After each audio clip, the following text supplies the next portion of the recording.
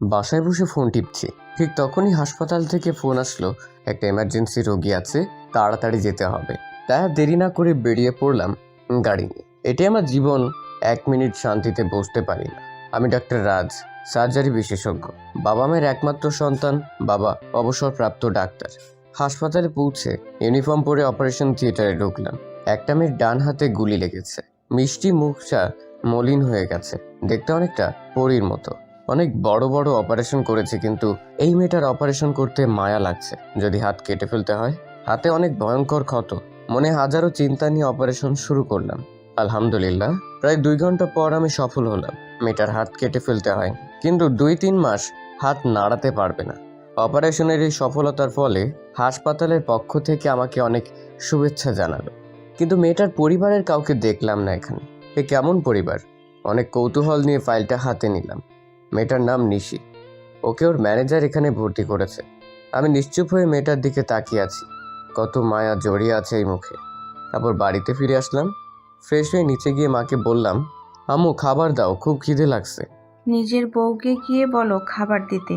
আমার তো বউ নাই। কতবার বলেছি একটা বিয়ে কর, আমি মরে গেলে তখন বউ নিয়ে থাইকো। আম্মু এখন আমি রাগ করব কিন্তু। আচ্ছা যাও, 2 মাস পর থেকে মেয়ে দেখা শুরু করবা। হইছে, আর তোমাকে বিয়ে করতে হবে না, খেতে আসো। খাবার খেয়ে রুমে এসে রেস্ট নিচ্ছে রাজ। বারবার মেয়েটার মুখটা চোখের সামনে ভেসে উঠছে। এরকম কেন হচ্ছে তার সাথে? বিকেলের দিকে আবার হসপিটালে গেল রাজ। মেয়েটার জ্ঞান ফিরেছে। হ্যালো ম্যাম, কি অবস্থা আপনার? কোনো অসুবিধা হচ্ছে না তো? না, তেমন কোনো অসুবিধা হচ্ছে না। আপনি কি তাহলে সেই মহান ডাক্তার যে আমার হাত কাটা থেকে রক্ষা করেছেন? জি জি, এরকম কেন বলছেন? এটা আমার দায়িত্ব। আচ্ছা ডক্টর, আমি হাত কেন নাড়াতে পারছি না? এটা 2-3 সপ্তাহ নাড়াচাড়া করতে একটু কষ্ট হবে, তবে পরে ঠিক হয়ে যাবে। এই 2-3 সপ্তাহ কোনো ডক্টরের সাথে থাকবে। তাইলে তো তোমার সাথে থাকবো জান। আমি তো তোমাকে দেখেই ক্রাশ খাইছি। কি হলো, কিছু বলছে না যে? আচ্ছা ঠিক আছে, আপনার ফোনটা একটাবার ইউজ করতে পারি?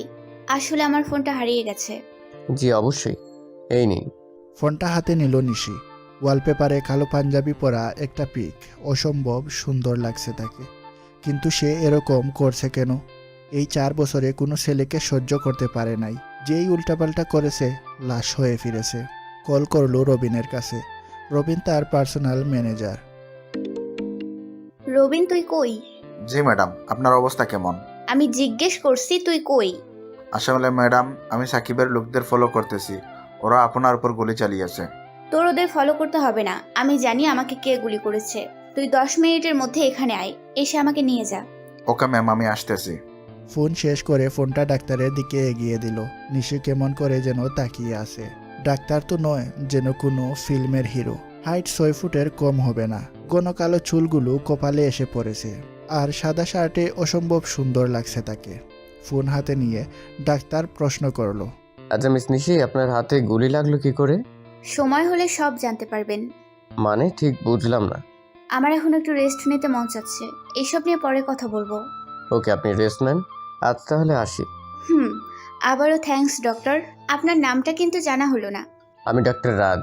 একটা মুচকি হাসি দিয়ে রাজ বলে চলে গেল। রাজের হাসিটা অসম্ভব সুন্দর। আমি নিশি, আন্ডারওয়ার্ল্ড কুইন। আমি এরকম কখনোই ছিলাম না। বাবা মা ছোটবেলায় মারা যায় আমাদের 2 বোনকে রেখে। আমার ছোট বোন মিমি। কলেজে যাওয়ার সময় সাকিব নামের ওই কুলাঙ্গারটা তার দলবল নিয়ে আমার বোনকে ডিস্টার্ব করতো। বোন বারবার এসে আমাকে বলতো, কিন্তু আমি কি করতে পারি? পুলিশকে কমপ্লেন করতে গিয়েছিলাম, বুঝতে পারলাম পুলিশ সব ওর টাকায় কিনে রাখা। হঠাৎ করে একদিন আমার ফুটফুটে বোনের লাশ বাড়ির উঠানে বস্তাবন্দি করে ফেলে গিয়েছিল ওরা। ওরা ধর্ষণ করে মেরে ফেলেছিল আমার ছোট্ট বোনটাকে। সেই থেকে কোনো পুরুষকে আমি সহ্য করতে পারি না। বাবার রেখে যাওয়া বিশাল সম্পত্তি থেকে গড়ে তুললাম আমার গ্যাং। এখন আমার নাম শুনলে আন্ডারওয়ার্ল্ড কাঁপতে শুরু করে। সকালে হাঁটতে বেরিয়েছিলাম, হঠাৎ করে হাতে গুলি লাগলো। অবশ্য যে গুলি করেছে তাকেও পৃথিবীর মায়া ত্যাগ করে চলে যেতে হয়েছে। সঙ্গে সঙ্গে কোমরের সাথে লাগানো গানটা দিয়ে ওর পায়ে গুলি করি। মরার সময় সব সত্যি বলে দিয়েছে। এখন একটাই লক্ষ্য, সাকিব নামের ওই কুলাঙ্গারটাকে পৃথিবী থেকে তুলে দিয়ে গরিব অসহায় মানুষকে তাদের পাওনা ফিরিয়ে দেয়া। কত অসহায় মানুষের ঘরবাড়ির সম্পত্তি দখল করেছে তার হিসাব নেই। প্রায় 2 ঘন্টা পর রবিন আসলো নিশিকে নিয়ে যাওয়ার জন্য, কিন্তু হাসপাতাল থেকে কিছুতেই যেতে দিবে না এই অবস্থায়। তারা রাজকে কল করে ঘটনা জানায়। রাজ রাস্তায় ছিল, তাই হাসপাতালে আসলো। এই যে মিস, সকালে অপারেশন শেষ হলো, এখন আপনি কি করে যাবেন? আমি ফিট আছি ডক্টর, কোনো সমস্যা হবে না। না, আপনাকে আরও কমপক্ষে 2 দিন এখানে থাকতে হবে। আপনি কেন বুঝতে পারছেন না আমি এখানে সেভ না? যারা আমাকে গুলি করেছে তারা এখানেও আসতে পারে। তাহলে তো বিষয়টা চিন্তার। আপনার সাথে একজন নার্সকে নিয়ে যান, তার কথা মতো চলবেন, বেশি নাড়াচাড়া করবেন না। এত কিছু হলে আপনিই চলে আসুন। কিছু বললেন মনে হলো? না কিছু না, বললাম সব কিছু মেনে চলবো। এরপর রবিন নিশিকে নিয়ে বাসায় চলে আসলো। নিশি বাসায় আসার পর থেকে ডক্টরের কথা শুধু মনে পড়ছে। কি মায়াবী তার সেই মুখটা, বারবার চোখের সামনে ভাসছে। এমন ডাক্তারের রোগী হতে বারবার ইচ্ছে করে। ওইদিকে সাকিব নিজের গ্যাং নিয়ে চিন্তায় পড়ে গেছে যখন শুনেছে নিশির হাত ঠিক হয়ে গেছে। এখন ওদেরকে কেউ বাঁচাতে পারবে না। এদিকে নিশি নিজের সব লোকদেরকে পরের দিন ডাকলো। সবাই সকাল সকাল এসে হাজির। নিশি নিচে নামলো। দেখো, আমরা মানুষ খুন করি আর যাই করি, সব মানুষের ভালোর জন্য সমাজ থেকে কিছু নরাদমকে ছাঁটাই করে সমাজকে সুন্দর করার চেষ্টা করি। আজ থেকে তোমাদের আরো বড় দায়িত্ব নিতে হবে। কি দায়িত্ব ম্যাম? আমাদের এলাকার যে এমপি তার সাথে মিলিত হয়েছে সাকিব ও তার গ্যাং, আর স্থানীয় প্রশাসন তো প্রথম থেকেই তাদের হাতে। ক্ষমতার অপব্যবহার করে তারা এলাকার কৃষি জমিতে একটি মিল খোলার প্ল্যান করেছে। এমনিতেই শহর অঞ্চলে মাঠঘাটের সংখ্যা কম, এখন এই মাঠটাও চলে গেলে গরিব কৃষকরা না খেয়ে মরবে। এখন আমাদেরকে কঠিন হতে হবে। আমাদের প্রতিপক্ষ অনেক শক্তিশালী, একদিকে সাকিব ও তার ছেলেরা, অপরদিকে এলাকার এমপি। আমাদেরকে এখন বুদ্ধি দিয়ে কাজ এগোতে হবে। আপনি শুধু বলুন কি করতে হবে, আমরা আজই সব ব্যবস্থা করছি। কিছুই করা লাগবে না। রবিন, তুই এক কাজ কর, 2 থেকে 3 জন ইনফর্মারকে ওদের ওখানে পাঠিয়ে দে, বাকিটা আমি পরে বলছি। আপনি যেমন বলবেন তেমনটাই হবে। আমি এক্ষুনি সবচেয়ে বিশ্বস্তদের পাঠিয়ে দিচ্ছি। হুম। সবাই চলে যাওয়ার পর নিশি চলে যায় রুমে। তবে সেটা তার নিজের রুম নয়, তার বোনের রুম। রুমে ঢুকতেই ছোট্ট বোনটার ছবি দেয়ালে জলমল করতে থাকে। চোখ বেয়ে অশ্রু গড়িয়ে পড়তে থাকে। হাজারো দুষ্টুমি, রাগ, অভিমানের কথা একে একে মনে হতে থাকে হারিয়ে ফেলা সেই দিনগুলোর কথা। বর্তমানে নিশির কথার কত মূল্য, কয়েকশো ছেলে তার কথায় উঠে বসে। এসব ভেবে তাচ্ছিল্যের একটা হাসি মুখে ফুটে ওঠে। এই হাসিটার পেছনে জীবনের কত ভয়ঙ্কর মুহূর্ত লুকিয়ে আছে তার হিসেব হয়তো খুঁজে পাওয়া সম্ভব নয়। জীবনটা অনেকটা জরা পাতার মতো হয়ে গেছে। জরা পাতার বুকের কথা কে জানতে চায়? গাছের নিচে পড়ে থেকে নষ্ট হয়ে যায়। মনের কথা মনেই থাকে, কষ্ট হয় খুব, চোখের জল অজুরে জোরে, তবুও চুপ থাকতে হয়। বাইরের শক্ত আবরণ ধরে রাখে, উপর দিয়ে হেঁটে যাওয়ার সময় আওয়াজ হয়। উপরের আবরণ শক্ত না হলে কেউ হয়তো খেয়ালই করতো না যে পাতার উপর দিয়ে হেঁটে যাচ্ছে। নিশি বাবা মায়ের ছবির উপর হাত বুলাতে থাকে। আমি পারলাম না আম্মু আপু, তোমাদের রেখে যাওয়া আমানত আমি রক্ষা করতে পারলাম না। তোমরা কেন চলে গেলে এই পিশাচ পৃথিবীতে আমাকে রেখে? যাওয়ার সময় আমাদের নিয়ে গেলে তো এই দিনগুলো দেখতে হতো না। চোখের সামনে আমি আর কত দেখবো এসব? আমার কি কষ্ট হয় না? ছোটবেলায় তোমাদেরকে হারালাম, চোখের সামনে বিক্ষিপ্ত বোনকে দেখলাম, আর কত দেখবো? কত কত কত। তবে তোমাদের ছুঁয়ে প্রতিজ্ঞা করলাম, পৃথিবীর কোনো শক্তি ওই নরপিশাচকে আমার হাত থেকে বাঁচাতে পারবে না, কেউ না। নিশি কিছুক্ষণ ওই রুমে থেকে নিজের রুমে চলে আসে। পুরো বাড়িতে একটা কাজের লোক পর্যন্ত সে রাখে না। একাকিত্ব এখন তার একমাত্র সঙ্গী। নার্স একটু পর আসলো, কিছু খাবার নিয়ে, খাবার ঔষধ দিয়ে আবার সে চলে গেল। নিশি রুমে বসে প্ল্যান সাজাতে লাগলো কি করে কি করা যায়। ওদিকে সাকিব রাজের বাড়িতে আসে। রাজের একমাত্র মামা রফিক চৌধুরীর বড় ছেলে সাকিব। ছোট একটা বোন আছে, নাম তমা। তার এসব অনৈতিক কর্মকাণ্ড সম্পর্কে সবার অজানা। ফুপি, কেমন আছো? খুব ভালো বাবা, তুমি কেমন আছো? আমি খুব ভালো। রাজ কোথায়? উপরে রেডি হচ্ছে হসপিটালে যাওয়ার জন্য। ওনার কথা বাদ দে, সারাদিন হাসপাতাল বাড়ি, আর কোনো কাজ নেই। এদিকে আমি যে একা একা কাজ করে মরছি সে খেয়াল কি কারো আছে? বাপ ছেলে সারাদিন ব্যস্ত। রাজ সিঁড়ি দিয়ে নামছিল, বুঝতে পারলো তাকে শুনিয়েই কথাগুলো বলছিল। আম্মু, তুমি কি এসব বাদ দিবে না? যে আসলো সেই এক কাহিনী শুরু করলে। ফুপি, ভুল কি বললো? তোর এখন উচিত একটা বিয়ে করা। আসছেন আমার বিশেষজ্ঞ, তাহলে তুই বিয়ে করিস না কেন? আমি করব, আগে তুই করে নে। হ্যাঁ, আমার তো টার্গেট আছে। টার্গেট আছে মানে? না, এমনি পছন্দ হলে বিয়ে করব। আচ্ছা চল, একসাথে খেয়ে তারপর বের হব। ঠিক আছে। রহস্যময় হাসি হেসে কথাটা বলল সাকিব। নিশি শুয়ে শুয়ে ডাক্তারের কথা ভাবছে। কি অদ্ভুত তার চাহনি, হারিয়ে যেতে ইচ্ছে করে গভীর সে দু চোখে। এসব ভাবছে আর মুচকি মুচকি হাসছে। ওদিকে রাজ রুগীর ভিড়ে ভুলেই গেছে নিশির কথা। পরের দিন নিশি আবার চেক আপ করাতে যায়। হসপিটালের গেটে ঢুকতেই দেখে সাকিব বেরিয়ে যাচ্ছে। নিশি অবাক হলো হাসপাতালে দেখে। এখানে কি ওর? রবিন, আমি যা দেখলাম তুইও কি তাই দেখলি? ম্যাম আমি খোঁজ নিচ্ছি, এখানে ওর কি? ওকে, খোঁজ নিয়ে তাড়াতাড়ি জানা। নিশি ভেতরে ঢুকে অনেকক্ষণ ধরে বসে আছে। সিরিয়ালই শেষ হচ্ছে না। শেষমেশ তার সিরিয়াল আসলো। ভেতরে ঢুকে দেখলো রাজ নিচের দিকে তাকিয়ে কিছু লিখতে ব্যস্ত। উপরে তাকাতেই রাজ অবাক হলো সেই রূপসীকে দেখে। আসুন মিস নিশি, আপনার হাতের অবস্থা এখন কেমন? জি আলহামদুলিল্লাহ ভালো। এরপরেও দেখাতে চলে আসলাম। খুব ভালো করেছেন, এখানে বসুন। নিশি বসে পড়ে।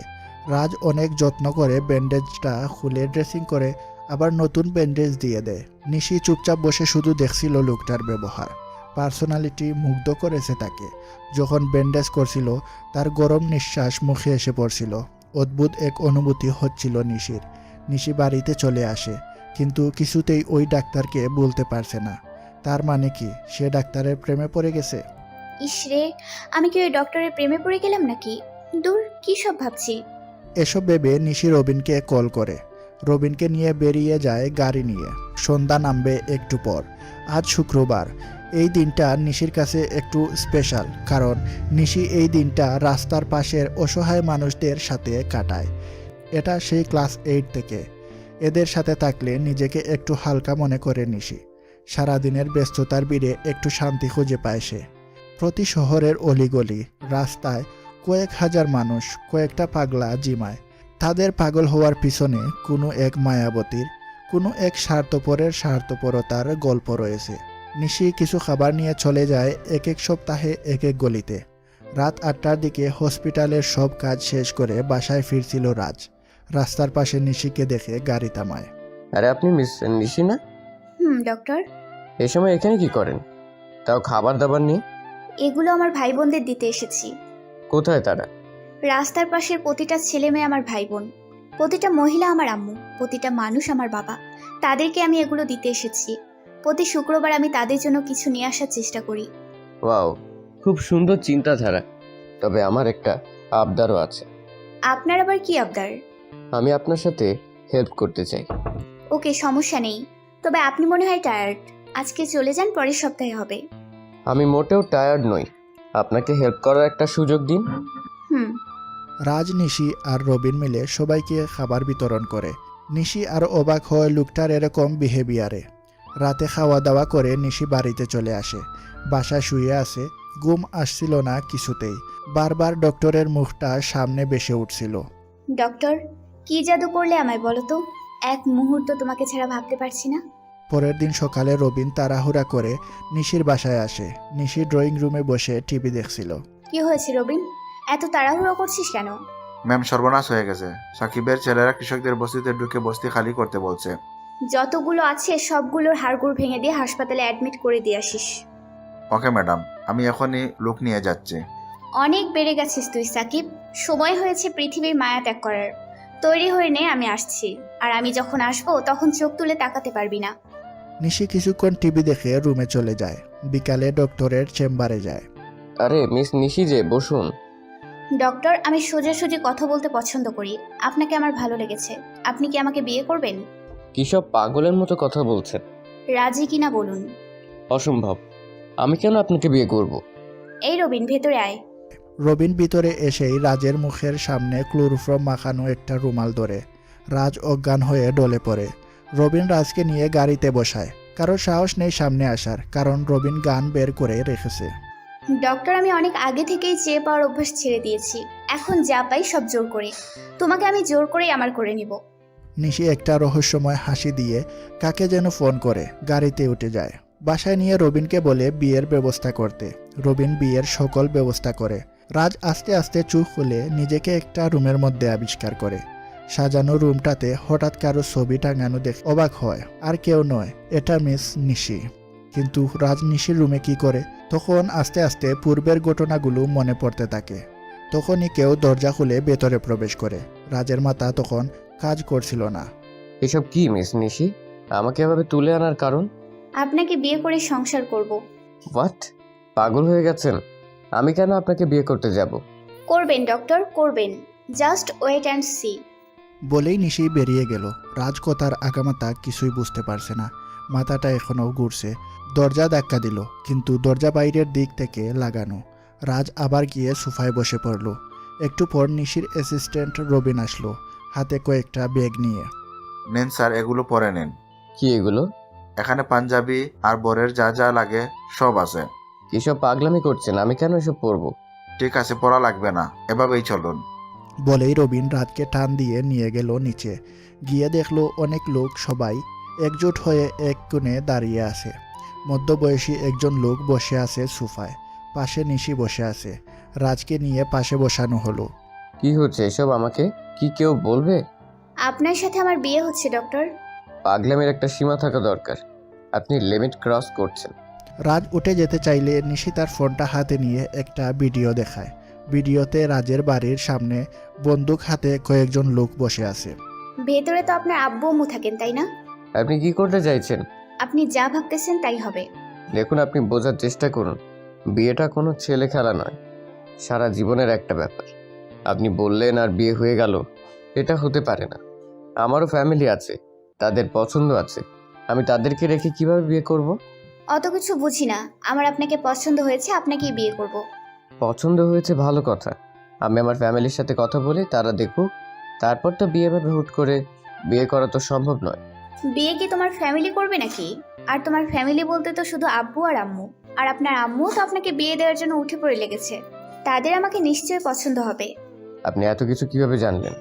অবাক কাণ্ড, আপনাকে বিয়ে করব, আপনার ব্যাপারে কি একটু ইনফরমেশন নিব না? আচ্ছা, খুব ভালো করেছেন। এখন আমি আসি, আর আমার আব্বু আম্মুকে আপনার কথা বলবো। তারা রাজি থাকলে বিয়ে হবে। আর হাসপাতালে অনেক লোক অপেক্ষা করছে। রাজের কথায় সবাই হাসতে শুরু করলো। নিশির দমকে সবাই চুপ হয়ে যায়। নিশি রাজের কানের কাছে মুখ নিয়ে বলল, ডক্টর, চালাকি করার চেষ্টা করবেন না। আমি যখন বলেছি এখন বিয়ে হবে, তার মানে হবে। এক্সট্রা কথা বললে সোজা উপরে পাঠিয়ে দেব। আপনাকে না, আপনার বাবা মাকে। নিশির কথায় রাজের গলা শুকিয়ে যায়। পৃথিবীতে বাবা মা ছাড়া তার আর কেউ নেই। রাজ আতঙ্কিত হয়ে পড়ে। কি ডক্টর, এত কি ভাবছেন? কল দেব? এই না, আমি রাজি। এই তো গুড বয়। কাজী সাহেব, শুরু করেন। কাজে বিয়ে পড়ানো শুরু করেন। নিশি সাইন করে রাজের দিকে এগিয়ে দেয়। রাজ কিছুক্ষণ থেমে নিশির দিকে তাকায়। নিশি হাতের ইশারায় ফোনের দিকে তাকায়। রাজ তাড়াতাড়ি করে সাইন করে দেয়। নিশি শয়তানি একটা হাসি দিয়ে রুমে চলে যায়। ওদিকে রাজ ড্রয়িং রুমে চুপ করে বসে রইল। কি হলো এটা তার সাথে? ওদিকে নিশি উপরে গিয়ে মুখ টিপে হাসছে। ডক্টর আজ থেকে তার হয়ে গেল। ইসরে, আজ যদি হাতটা ভালো থাকতো। নিশি নিচে যায়। রাজ এখনো বসে আছে সোফায়। নিশি গিয়ে পাশে বসলো। ডক্টর, খাবেন না? প্লিজ আপনার পায়ে ধরি, আমাকে একটু শান্তি দিন। এখনো বিয়ের 1 ঘন্টা পার হলো না, এতেই অতিষ্ঠ? এখনো তো সারা জীবন পড়ে রইলো। আচ্ছা, কেন এমনটা করলেন? এসব পরে হবে, এখন অনেক ক্ষুধা লাগছে, খেতে চলেন। আমি খাবো না, আপনি খেয়ে নিন। আপনি আসলেই একটা খাটাস। আমি কত চাই ভালো হয়ে থাকতে, ভালো ব্যবহার করতে, কিন্তু আপনি সেটা ডিজার্ভ করেন না। এখন উঠবেন নাকি রবিনকে কল করব? রাজ চিন্তিত দৃষ্টিতে দাঁড়িয়ে যায়। নিশি ডেবিল হাসি দিয়ে খাবার টেবিলে যায়। রাজ গিয়ে খাবার নিয়ে নাড়াচাড়া করতে থাকে। কিছুই খেতে ইচ্ছে করছে না।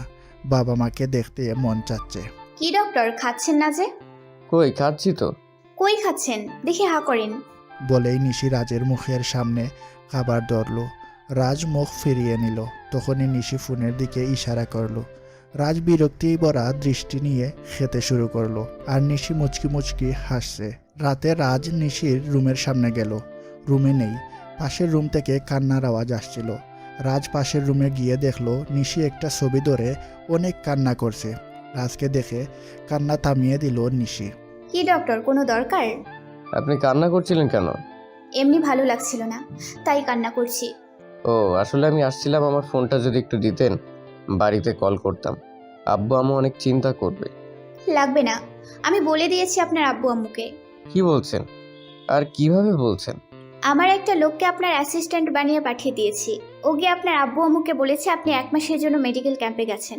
রাজ কিছুটা অদ্ভুত দৃষ্টি নিয়ে বলল, আর কিছু থাকুক আর না থাকুক, শয়তানি বুদ্ধিগুলো মাথা ভর্তি আছে। দেখতে হবে না বউটা কার? বলেই নিশি রাজকে চোখ টিপ মারল।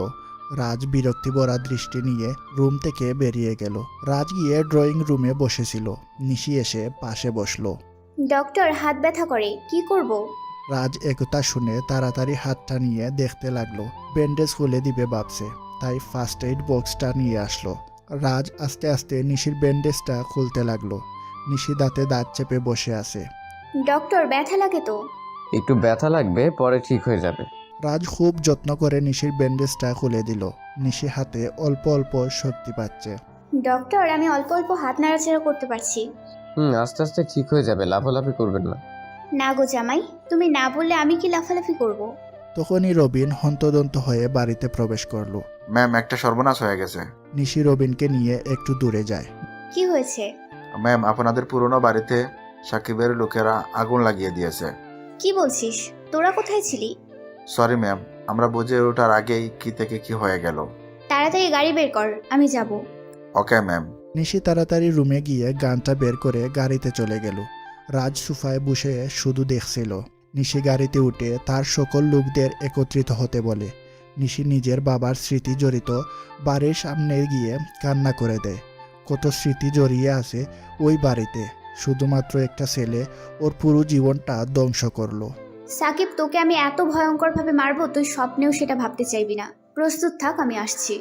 নিশি তার সকল লোকদের বলে সাকিবের উপর প্রতিটা সেকেন্ড নজর রাখতে। কি খায়, কি করে, সব। নিশি বাড়িটার ভেতরে প্রবেশ করে। ড্রয়িং রুমে তার বাবার একটা চেয়ার ছিল, অনেক পছন্দের। নিশি চেয়ারটার পুরো অংশ ধরে কান্নায় ভেঙে পড়ল। রবিন পিছনে দাঁড়িয়ে দেখছিল। ম্যাম, আমাদের যেতে হবে, স্যার বাড়িতে একা আছেন। নিশি নিজের গাড়িতে উঠে বসে বারবার ফিরে বাড়িটার দিকে তাকাচ্ছিল আর কান্না করছিল। বাড়ি ফিরে চুপচাপ রুমে গিয়ে শুয়ে কান্না করছিল। রাজ অবাক হয়ে তাকিয়েছিল। মেয়েটা কান্না করে কেন? রাজ কাছে গেল। কি হলো, আপনি কান্না করছেন কেন? ডক্টর, নিশি এক হাত দিয়ে রাজের গলা জড়িয়ে ধরে কান্না করে দিল। রাজ কিছুই বুঝতে পারল না, তাই শান্ত করার চেষ্টা করলো। আচ্ছা, কি হয়েছে বলবেন তো? এভাবে কান্না করছেন কেন? কিছু হয়নি। তাহলে কান্না কেন করছেন? এমনি ভালো লাগছে না ডক্টর। ওদিকে সাকিব চেয়ারে বসে হেসেই চলেছে। এমন সময় নাইম আসলো। নাইম সাকিবের খুব বিশ্বস্ত লোক। ভাই, পাখি উড়ে গেছে। কী সব আবল তাবল বলছিস? ভাই, নিশি বিয়ে করে নিয়েছে। সাকিব নাইমের কলার চেপে ধরল। বিয়ে করে নিয়েছে মানে? কী সব বলছিস? খুন করে ফেলব। নিশি আমার পাখি, ওর বোনকে যেমন ঠিক তেমনই ওকে আমি আমার মনের কাছে বন্দি করে রাখবো। কাকে বিয়ে করেছে ওকে শেষ করে দেয়। আগে তো পুরো কথা শুনুন। নিশি আপনারই ফুফাতো ভাই ডক্টর রাজকে, তাও আবার জোর করে। নাইমের কথা শুনে সাকিব নিশ্চুপ হয়ে যায়। কতক্ষণ চুপ থেকে প্রশ্ন করলো। রাজ কি জানে নিশির এসব ব্যাপারে? পুরো জানি না, তবে মনে হয় না। সাকিব ভয়ঙ্কর এক হাসি দিয়ে বলল, তাহলে এক কাজ কর, নিশির একটা ভিডিও রাজের ফোনে পাঠা আননোন নাম্বার থেকে। ওদের মধ্যে সমস্যার সৃষ্টি করতে হবে। যদি এতে কাজ না হয় সোজা পথে হাঁটতে হবে। কি বলছেন আপনি?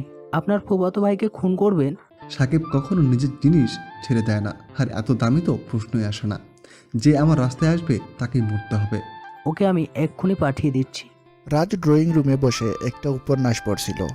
নিশি রুমে শুয়ে আছে। হঠাৎ করেই ফোনে আননোন নাম্বার থেকে একটা মেসেজ আসে।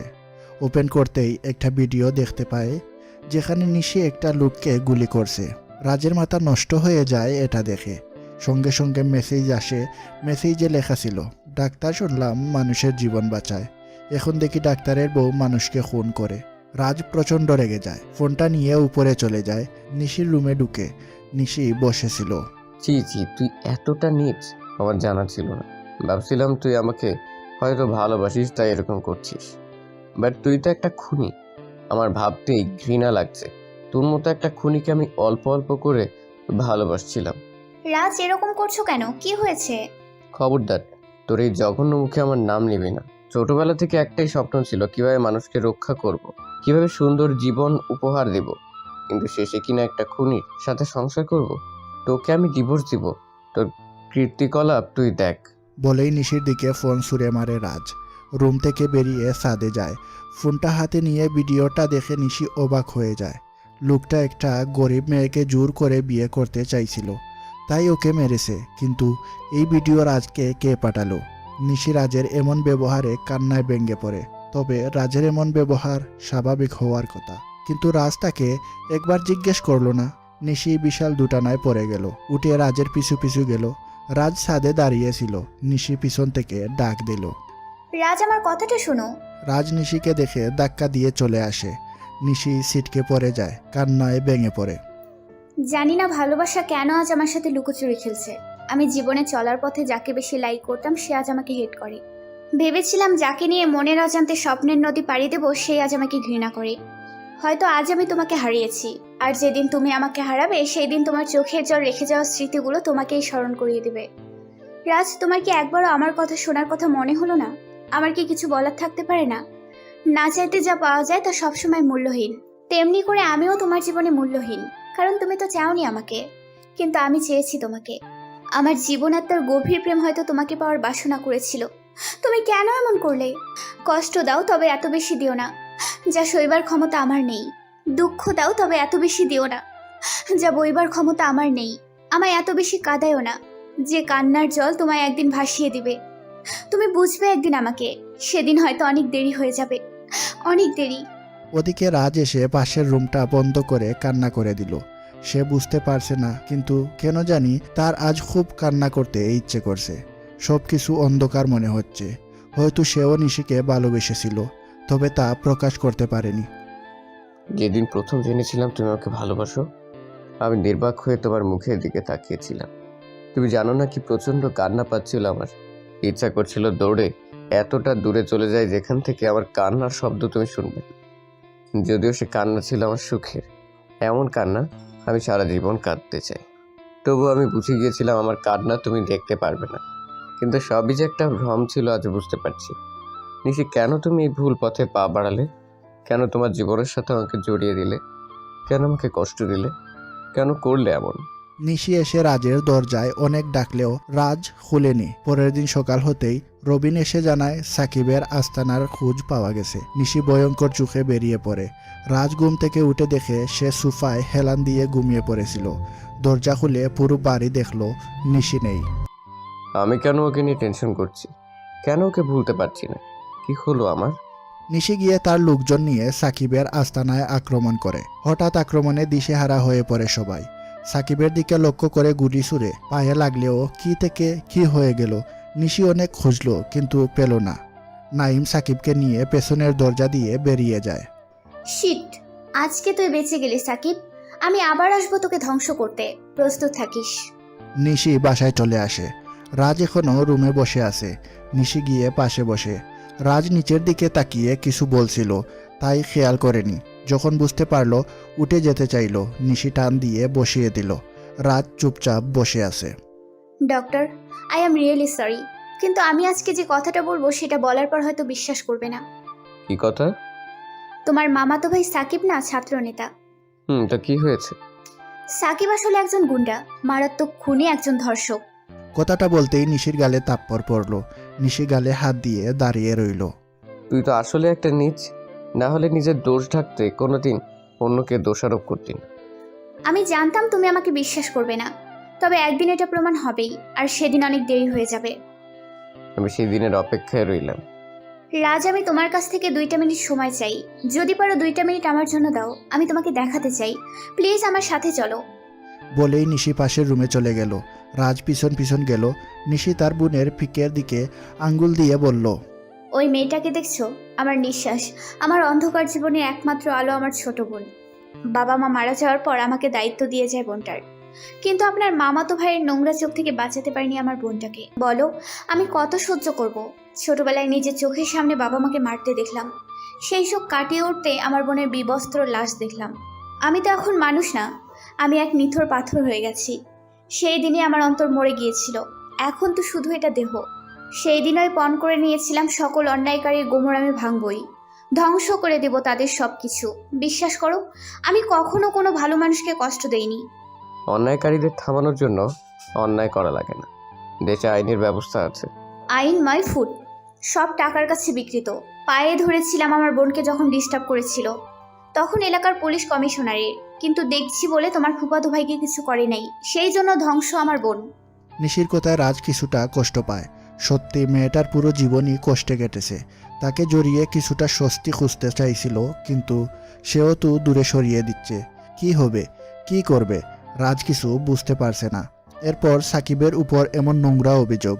রাজ রুমে গিয়ে শুয়ে পড়ল। নিশি জায়গায় দাঁড়িয়ে কান্না করতে লাগলো। সবাই চায় তার প্রিয় মানুষটির কাছে থাকতে, চায় কাছের মানুষটি তার প্রয়োজন বুঝুক, চায় তার যত্ন আর আদর, চায় সে খেয়াল রাখুক সব সময়। কিন্তু বেশিরভাগ মানুষেরই সে সৌভাগ্য হয় না। হয়তো নিশির ভাগ্যতে সেটা নেই। নিশি চলে আসে। পরের দিন সকাল হতেই নিশি রাজের রুমে যায়। ডক্টর, কিছু কথা আছে। বলো। আমি তোমার সাথে অনেক অন্যায় করেছি, অনেক কষ্ট দিয়েছি, কিন্তু এখন যতটুকু বুঝেছি আমার পক্ষে আর তোমাকে কষ্ট দেওয়া সম্ভব নয়। আজ থেকে তুমি মুক্ত স্বাধীন। তোমার ইচ্ছে হলেই চলে যাও নিজের বাসায়, আমার লোকজন তোমাকে আটকাবে না। আমি কখনো যাব না তোমার কাছে ভালোবাসার দাবি নিয়ে। চলে যাও এখান থেকে। বলেই নিশি বেরিয়ে গেল। রাজ নিশির এমন বুক ফাটা আত্মচিৎকারে নিজের বুকের মধ্যে ব্যথা অনুভব করলো। এই কয়েকদিনে সেও যে নিশিকে প্রচুর ভালোবেসে ফেলেছে। রাজ মনে মনে সিদ্ধান্ত নিল সে এখন থেকেই হাসপাতালে যাওয়া আসা করবে। রাজের মনেও সাকিবকে নিয়ে সংশয়ের সৃষ্টি হলো। রাজ ফ্রেশ হয়ে বাসার উদ্দেশ্যে রওনা দিল। নিশি রুমের ব্যালকনিতে দাঁড়িয়ে রাজের চলে যাওয়ার দিকে তাকিয়েছিল। রাজ সেটা লক্ষ্য করছে। রাজ গেট থেকে বের হতেই নিশি চিৎকার করে কান্না করে দেয়। যদি ভুল করে ভুলে যাওয়া যেত তবে তোমায় ভুলে যেতাম, যদি অভিমান করে দূরে যাওয়া যেত তবে তোমায় ছেড়ে যেতাম, যদি ইচ্ছের জোরে ঘৃণা করা যেত তোমায়, তবে তোমায় ঘৃণা করতাম, যদি কান্নার জলে আমার সকল দুঃখ ধুয়ে যেত তবে দু চোখের জলে সাগর সৃষ্টি করতাম, যদি আর একটিবার তোমায় কাছে পেতাম তবে হৃদয়ের অবশিষ্ট ভালোবাসাটুকু তোমাকেই দিতাম। তুমি কেন আমায় ছেড়ে গেলে রাজ? একটিবারও কি আমার কথা মনে হয়নি? যদি তুমি এটাতেই খুশি থাকো তাতে আমার কোনো সমস্যা নেই, আমিও তোমার খুশিতেই না হয় খুশি থাকবো। রাজ বাড়িতে গিয়ে বেল বাজাতেই তার আব্বু দরজা খুলে দেয়। রাজ, তুই এই সময়? তুই না মেডিকেল ক্যাম্পে গিয়েছিস? আসলে একটা কাজ পড়েছে, তাই এসেছি। বিকালে চলে যাব। রাজের মাও রাজের কাছে আসে। সবাই কিছুক্ষণ গল্প করে। রাজ নিজের রুমে গিয়ে রেস্ট নেয়। ওদিকে নাইম সাকিবকে নিয়ে একটা ছোট্ট গ্রাম্য হাসপাতালে নিয়ে যায়। সেখান থেকে ব্যান্ডেজ করে বাসায় আসে। আজকে নিশি সারাদিন কান্না করার পর বিকেলের দিকে এসে নিজের রুমে এসে বসে। ওদিকে রাজ নিজের বাবা মায়ের কাছ থেকে বিদায় নিয়ে নিশির বাড়ির উদ্দেশ্যে রওনা করে। নিশি তখন ড্রয়িং রুমে বসেছিল। হঠাৎ করে রাজের আগমনে খানিকটা অবাক হয়। কোনো কিছু জিজ্ঞেস না করে রাজ রুমে চলে যায়। কতক্ষণ বিশ্রাম নিয়ে হাসপাতালে কল করে জানায় যে পরের দিন থেকে সে আসবে। নিশি অবাক হয়ে শুধু রাজের কাজকর্ম দেখছিল। সারাদিন শেষে রাতে ডিনার করতে বসে কোনো কথা বলেনি রাজ। নিশিও আগ বাড়িয়ে কোনো কথা বলেনি।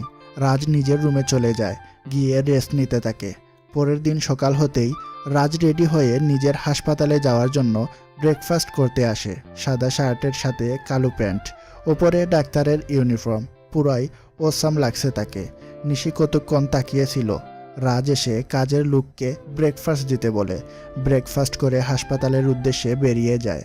নিশি কোনো কথা না বলে শুধু তাকিয়ে দেখছিল। একটু পর রবিন আসে। নিশি রবিনকে রাজের দিকে খেয়াল রাখতে বলে। ম্যাম, সাকিবকে খুঁজে পাওয়া যাচ্ছে না। তোরা সারাদিন কি করিস? কোনো কাজের নয়। একটা ছেলে কিভাবে এত তাড়াতাড়ি পালিয়ে গেল? তাড়াতাড়ি ধরে নিয়ে আয় ওকে, যে করেই হোক। ওকে ম্যাম, আমি লোক পাঠিয়ে দিচ্ছি। ওকে, আর ডক্টরের দিকে খেয়াল রাখবি।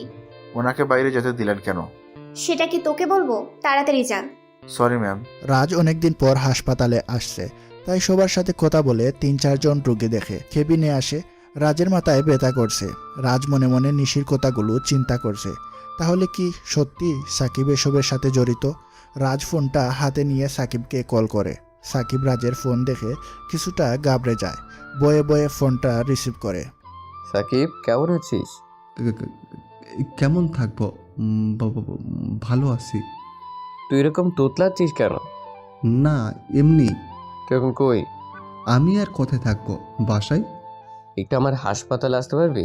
রাজের কথা শুনে সাকিবের মাথায় বাজ পড়ে। এই অবস্থায় রাজের সামনে কিভাবে যাবে? রাজ যদি সন্দেহ করে? আমি এখন কিভাবে আসবো? আমাকে তো একটু পর ক্লাবের মিটিংয়ে যেতে হবে। কোনো দরকার হলে বল, আমি কাউকে পাঠিয়ে দিচ্ছি। না, তেমন কোনো দরকার না। আচ্ছা, রাখি। রাজ ফোনটা রেখে কিছুটা টেনশনে পড়ে যায়। সাকিবের কথা বলার স্টাইলটা কেমন যেন রহস্যময় লাগলো। রাজ বিকেলের দিকে বাসায় ফিরে ছাদে যায়।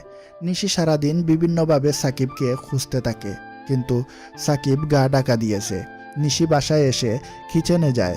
কাজের মেয়ে শিউলি বেগম রান্না করছিলেন। ম্যাডাম, কিছু দরকার? আমাকে ডাক দিলেই তো পারতেন। না মানে তোমার স্যার কি এসেছেন?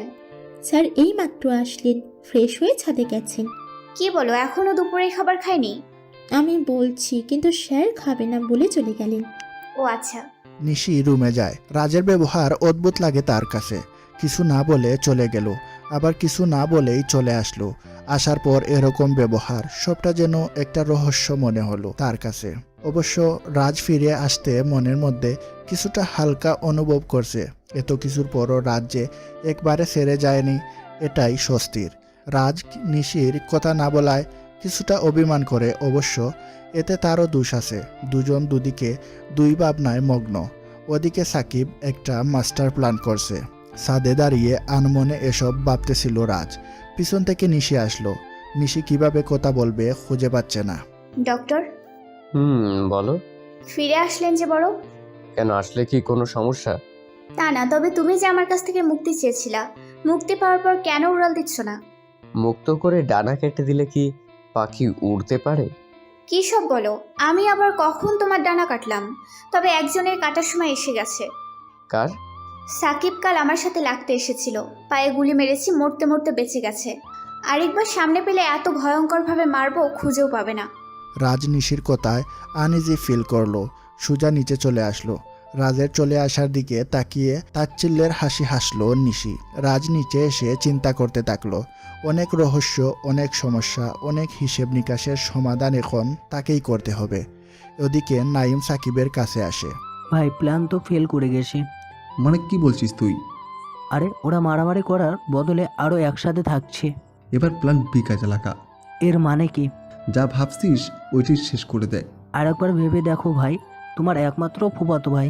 তুই এবার মুখে মুখে তর্ক করিস। যা বলছি তাই কর। সাকিবের কাজের মধ্যে এখানে যেই আসবে তাকে ধ্বংস হয়ে যেতে হবে। ওকে ভাই, আমরা ব্যবস্থা করছি যাতে সাপ মরে বাট লাঠি না ভাঙে। দুজনেই অদ্ভুত শব্দে হেসে ওঠে। পরের দিন সকালে সাকিব নিজের রুমে বসেছিল। রাজ হাসপাতালে যাওয়ার আগে নিশির কথা পরখ করে দেখতে চাইল, তাই সুজা সাকিবের বাসায় চলে যায়। বাসায় ঢুকে সুজা সাকিবের রুমে চলে যায়। সাকিব তখন বসে বসে আপেল খাচ্ছিল। হঠাৎ রাজকে দেখে গলায় আপেল আটকে গেল। কিরে, তোর এই অবস্থা কি করে? না মানে কি মানে করছিস? পায়ে এত বড় ব্যান্ডেজ কেন? কালকে রাতে বাড়ি ফেরার সময় বাইক থেকে পড়ে গেছিলাম। আমাকে খবর দিলি না কেন? না, এত রাতে তাকে ডিস্টার্ব করতে চাইনি। রাজ সাকিবের ব্যান্ডেজটা একটু চেক করলো। কম করে হলেও 2 দিন আগের ব্যান্ডেজ। তার মানে কি নিশি? না, এটা কি করে সম্ভব? সাকিবকে আমি ছোটবেলা থেকে চিনি, ও এটা করতে পারে না। কি বিড়বিড় করছিস রাজ? না, কিছু না। আচ্ছা, এখন আমি যাই, হসপিটালে যেতে হবে। তুই ঠিক মতো ওষুধ খাবি। ওকে। রাজ বেরিয়ে আসলো। উঠানে সাকিবের বাইকটা রাখা। রাজ বাইকটার কাছে গেল, পুরো বাইকটা চেক করলো, কিন্তু কোথাও কোনো স্ক্র্যাচ নেই। তার মানে সাকিব এটাও মিথ্যে বলেছে। রাজের সন্দেহ তীব্র থেকে তীব্রতর হতে লাগলো। তাই একজন লোক লাগিয়ে দিল সাকিবের পেছনে। ওদিকে রবিন আসলো বাসায়। কি খবর? সাকিবকে পেলি? না ম্যাম, তবে একটা খবর নিয়ে আসছে। কি খবর? ম্যাডাম, একটু আগে শুনলাম সাকিবের একটা ছোট বোন আছে। ওকে নিয়ে প্ল্যানটা করলে কেমন হয় বলুন তো? এভাবে একটা মেয়ের ইজ্জত লুণ্ঠন করলে ওর আর আমাদের মধ্যে পার্থক্য কি রইল? ম্যাম, আমি সেটা বলিনি। ওর সাথে আমরা কিছুই করব না, শুধু এনে বন্দি করে রাখবো আর ওকে ভয় দেখাবো। প্ল্যানটা খারাপ না, তবে ওকে রাখবা কোথায়? কেন, বাড়িতে? তাহলে কি ডক্টর চুপ করে বসে থাকবে? ডক্টর কেন বসে থাকবে? রাজ ঘরে ঢুকতে ঢুকতে কথাটা বলল। রাজকে দেখে রবিন কিছুটা অপ্রস্তুত হয়ে যায়। কি হলো? আর কিছু হবে না বলো, আমি তোমাদের সাথে আছি। রাজের কথা শুনে নিশি আকাশ থেকে পড়ল। কাছে এসে গলায় কপালে হাত দিয়ে দেখলো। ডক্টর কি সব বলছেন? আর আমি বলছি, তোমরা যে প্ল্যান করছিলা খুব সুন্দর প্ল্যান। ওকে ধরে নিয়ে আসো, এরপর সাকিব এমনিতেই আসবে। আর সাকিব যদি সত্যি অপরাধী হয় তাহলে কথা দিচ্ছি আমি তোমার পাশে থাকবো। আর যদি সে অপরাধী না হয় তাহলে ওই দিনই হবে তোমার সাথে আমার শেষ দিন। নিশির সব মাথার উপর দিয়ে গেল। নিশি রবিনকে ব্যবস্থা করতে বলে ড্রয়িং রুমের সোফায় বসে। রাজ নিজের রুমে যেতেই তার ইনফরমারের ফোন। স্যার, আমি সব খবর পেয়ে গেছি। এত তাড়াতাড়ি সব খবর পেয়ে গেলে? আরে স্যার, এই রাজুর হাত কত উপরে তার ধারণা আপনার নেই। তো মিস্টার রাজু, এবার বলেন কি জানতে পারলেন? সাকিব ছাত্রনেতা, আর একটা পরিচয় আছে, নাইট গ্যাং লিডার, খুব ভয়ঙ্কর লোক। মন্ত্রীর সাথে হাত থাকায় মাদক ব্যবসা আর চাঁদাবাজি করে বেড়ায়, মাঝে মাঝে খুন খারাপি করে, কিন্তু মন্ত্রী সব ধামাচাপা দিয়ে দেয়। তোমার সব কথা সত্যি তো? গুলির টার্গেট মিস হতে পারে, কিন্তু রাজুর কথার কোনো মিস হবে না। রাজ ফোনটা রেখে বসে পড়ল। তার মানে নিশি যা বলেছে সব সত্যি। সাকিব আসলেই একটা খুনি। রাজ গিয়ে নিশির বেডে শুয়ে পড়ে। নিশি রুমে এসে রাজকে দেখে মুচকি হাসে। রাজের মাথার কাছে এসে চুলে হাত বোলায়। ডক্টর, রুমে যাবেন না? না, ভালো লাগছে না, এখানে একটু শুই প্লিজ। তাহলে আমি অন্য রুমে যাই। বলে নিশি উঠে চলে যেতে নিলে রাজ পিছন থেকে চেপে ধরে। অভিনয় আর কত? এবার বদলে ফেলো নিজেকে। আজ পরাজয় মেনে নিয়ে বলছি, আমি জয়ের নিশান কিন্তু আমিই পেয়েছি। কারণ মিথ্যে হলেও তো বলেছিলে তুমি ভালোবাসতে মরে পৃথিবীর সবচেয়ে বেশি। নিশি কান্না করে দেয়। রাজ নিশিকে শক্ত করে জড়িয়ে ধরে। নিশি রাজের কাছ থেকে শুটার ট্রাই করছে, কিন্তু পারছে না। ডক্টর, ছাড়ো বলছি। প্লিজ, কান ধরছি, আর কখনো ভুল বুঝবো না। যতটুকু ভালোবেসেছো তার চেয়ে বেশি কষ্ট দিয়েছো, যতটুকু বিশ্বাস করেছো তার চেয়ে বেশি সন্দেহ করেছো, যতটুকু হাসিয়েছো তার চেয়েও বেশি কাঁদিয়েছো, যতটুকু স্বপ্ন দেখিয়েছো তার চেয়ে বেশি স্বপ্ন ভেঙেছো, যতটুকু কাছে টেনেছো তার চেয়েও বেশি দূরে ঠেলেছো। তবুও আজ ভুলতে পারিনি তোমাকে, হয়তো ভুলতে পারবো না কখনো। ডক্টর, আর হবে না প্লিজ। মাঝে মাঝে তোমাকে খুব কষ্ট দিই, কারণ তোমাকে ভালোবাসি বলে নীরবে নিজেও কষ্ট পাই। তোমাকে মিস করব বলে। তোমাকে যখন মিস করি তখন পৃথিবীকে এড়িয়ে চলি, কারণ তখন আমার সব অনুভূতি জুড়ে শুধুই তুমি বিরাজ করো। এভাবে সারা জীবন আগলে রাখবে তো? আমার অন্তরের অন্তঃস্থলে তোমাকে বেঁধে রাখবো আমার প্রিয় বউ। আমার স্নিগ্ধতার স্নিগ্ধময়ী ফিরিয়ে তুমি দেবে কি আমায়? কখনো যদি তোমাকে শুধাই, যাবে কি অদূরে চলে তুমি? যদি ভালোবাসি বলি তোমায়, আমার স্পর্শে কি তোমার হৃদয়ে বৃষ্টি কখনো হয়? না, বলো না কিছুই তুমি। যদি ভালোবাসি বলি তোমায়, আমি চাই শুধু তোমার হতে, তোমার নিঃশ্বাসে বিশ্বাসে। আবার সব কিছু তোমার হাতে। চাইলেই নিতে পারো প্রাণ আমার। একাকী নিঃসঙ্গ জীবন তোমারই করে নেবে কি আপন? তোমারই পাশে মনিরে আকাশে রেখো আমায় আপন করে। আর তো কিছু চাই না আমি। রাজের মুখে বউ ডাক শুনে আবেগে চোখ বন্ধ করে নিশি শক্ত করে রাজকে জড়িয়ে ধরে রাজের চুলে মুখ ডুবিয়ে দেয়। Doctor, I love you, I love you so much. I love you too. Nishi রাজের বুকে শুয়ে থাকে। পরের দিন সকালে রবিন তোমাকে ধরে নিয়ে আসে। তোমাকে রাজ আর নিশি সব খুলে বলে। যদি তোমাদের কথা সত্যি হয় তাহলে ওর উপযুক্ত শাস্তি ওকে পেতেই হবে। আমার এক ভাই গেলে পৃথিবীর হাজারো বোনের যদি ভালো হয় তাহলে তাই হোক। নিশি সাকিবের ফোনে তোমার বেঁধে রাখা কিছু পিক দেয়। সাকিব এটা দেখে বোনকে বাঁচাতে দৌড়ে আসে। নিশির দেয়া ঠিকানায় আসতেই নিশির লোকেরা সাকিবকে ধরে বেঁধে দেয় চেয়ারের সাথে। রাজ তার বাবাকে কল করে আসতে বলে। ততক্ষণে নিশি পাগল হয়ে গেছে। একটা রোডের টুকরো এনে বেদরক পিটাতে থাকে সাকিবকে। টেনে নিয়ে যায় মিমের রুমে। মিমের পিকের সামনে সাকিবকে গুলি করে। সাকিব ছটফট করতে থাকে। নিশি ভয়ঙ্কর অবস্থা দেখে হাসতে থাকে। একটু পর সাকিবের কানের কাছে এসে বলে, দেখ মৃত্যুর সময় কতটা ভয়ঙ্কর লাগে, কতটা কষ্ট হয়। আমার বোনটাকে তো এভাবেই শেষ করে দিয়েছিলি। নিশি বোনের পিকের সামনে গিয়ে কান্না করে। তুই সামনে থাকতে পারলি না, তবে দেখ তোর খুনিকে আমি শাস্তি দিয়েছি, তোর বোন শাস্তি দিয়েছে। মেম, তুই খুশি হসনি? বল না বোন। তখন রাজ পিছন থেকে নিশিকে জড়িয়ে ধরে। নিশি রাজকে জড়িয়ে ধরে কান্না করে। একটু পর রাজের বাবা মা চলে আসে। রাজ তার বাবা মাকে শুরু থেকে শেষ পর্যন্ত সব খুলে বলে। তার বাবা মাও কোনো আপত্তি করেনি। সাদরে গ্রহণ করে তাদের বাড়ির বউকে। নিশির সবটা স্বপ্ন মনে হচ্ছে। নিশি রাজের সামনে এসে বলে, ডক্টর, আজ আমি সব দায়ভার থেকে মুক্ত। বলো কি চাও ডক্টর? তুমি আজ যা চাইবে সব দিতে প্রস্তুত। আমি চাই তুমি এভাবে ছায়া হয়ে আমার জীবনে থাকো, আর প্লিজ এসব ছেড়ে দাও। নিশি নিজের গানটা ভেঙে ফেলে। রাজকে জড়িয়ে ধরে। তোমার কথা রাখলাম, এবার আমার কথা রাখো। কি কথা বলো? আমি একটা হাসপাতাল বানাতে চাই, যেখানে সব গরিব লোকদের বিনামূল্যে চিকিৎসা দেওয়া হবে। সেখানে কি আমাকে হেল্প করবা? আমি আমার সর্বস্ব দিয়ে কাজ করব। নিশি আর রাজ রাজের বাবা মায়ের সাথে বাসায় চলে আসে। দুপুরে বাবা মায়ের সাথে খেতে বসেছে। রাজের মা রাজকে খাইয়ে দিচ্ছে। নিশি তাকিয়ে আছে। রাজের মা তার মুখের সামনে ধরল। নিশি রাজের মায়ের দিকে তাকালো। কিরে, চেয়ে কি দেখছিস? হা কর। নিশি চুপ করে খেয়ে নিল। খাওয়া শেষে রাজের মাকে জড়িয়ে ধরে কান্না করে দেয়। রাজের মা নিশিকে বলে, কি হয়েছে? কান্না করছিস কেন? এভাবে আমার আম্মু হয়ে থাকবে তো? আমি তো তোর আম্মুই। তাহলে আব্বু কি দুষ করলো? আমাকে কি আব্বু মানাবে না? সবাই হেসে উঠল। রবিনকে দিয়ে সব সম্পত্তি খরচ করে একটা হাসপাতালের কাজ শুরু করলো নিশি। রাতে রুমে আসতেই রাজ নিশিকে কুলে তুলে নেয়। ডক্টর, কি হলো? আমার না প্রেম প্রেম পাচ্ছে। ও মা, তাই? আমার ডক্টরের প্রেম প্রেম পাচ্ছে? পাচ্ছে তো। তো এখন কি করতে হবে তার বউকে? বুঝো না? আমি তো বুঝি না। দাঁড়াও, আমি বুঝাচ্ছি। রাজ নিশিকে খাটের মধ্যে ফেলে দেয়। রাজ নিশির দিকে এগুতে থাকে। নিশির হার্টবিট চরম পর্যায়ে পৌঁছে গেছে। রাজের গলা শক্ত করে জড়িয়ে ধরল। হারিয়ে গেল ভালোবাসার রাজত্বে। প্রায় 6 মাস পর নিশির হাসপাতালের কাজ শেষ। আজ উদ্বোধন। ওদিকে নিশি 3 মাসের অন্তঃসত্ত্বা।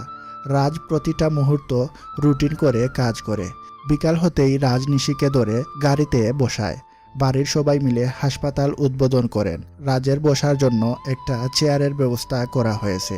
রাজ নিশিকে সবটা ঘুরিয়ে দেখালো। বাসায় এসে রাতে শুয়ে আছে। রাজ নিশির পেটে মাথা দিয়ে শোনার চেষ্টা করছে বাবুর স্পন্দন, কিন্তু নিশি এটা দেখে হাসতে হাসতে শেষ। এই হাসো কেন? নিশি আরো জুড়ে জুড়ে হেসে দেয়। এই এবার কিন্তু বেশি হয়ে যাচ্ছে। আচ্ছা, তুমি কি রকম ডক্টর? 3 মাসে কি বাবুর রেসপন্স বোঝা যায়? সবারটা না গেলে আমার বাবু স্পেশাল, তারটা বোঝা যায়। দাঁড়া, আমি বলছি বাবু কি বল। রাজ নিশির পেটে গভীর এক চুমু দেয়। নিশি শিহরণে স্পন্দনে আবেশিত নয়নে রাজের মুখের দিকে তাকিয়ে আছে। রাজ কান লাগিয়ে বলছে, জানো বাবু কি বলে? কি বলে? বলছি, বাপিকে আম্মু আদর করে না কেন?